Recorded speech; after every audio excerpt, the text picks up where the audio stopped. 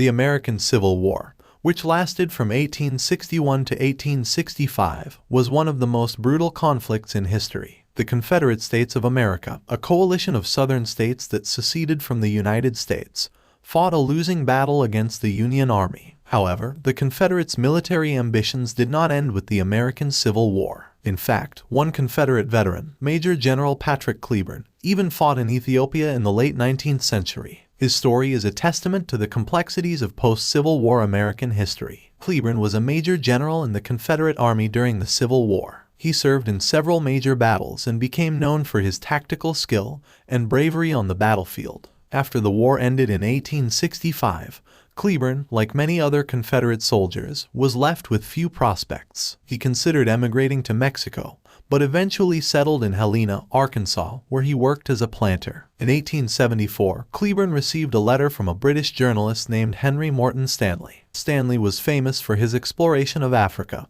and was currently leading an expedition to Ethiopia. He invited Cleburne to join his expedition as a military advisor to the Ethiopian Emperor, Johannes IV. Cleburne accepted Stanley's offer and traveled to Ethiopia. He arrived in the midst of a conflict between Ethiopia and Egypt. The Egyptian army, which was supported by the British, was attempting to conquer Ethiopia and bring it under its control. Johannes, meanwhile, was determined to defend Ethiopia's independence and had recruited a number of European mercenaries to aid him in the fight. Cleburne quickly realized that the Ethiopian army was ill-equipped and untrained. He suggested that the emperor recruit Confederate veterans who had experience in the Civil War. Johannes agreed and, with Cleburne's help, recruited a number of Confederate veterans to fight for Ethiopia. The Confederate veterans, known as the Cleburne Brigade, quickly distinguished themselves in battle. They fought alongside Ethiopian soldiers and European mercenaries and were instrumental in several key victories against the Egyptian army. Cleburne himself played a key role in the Battle of Gundit in 1875, where he led a daring charge against Egyptian forces. Despite the Cleburne Brigade's success, the conflict in Ethiopia eventually ended in a stalemate.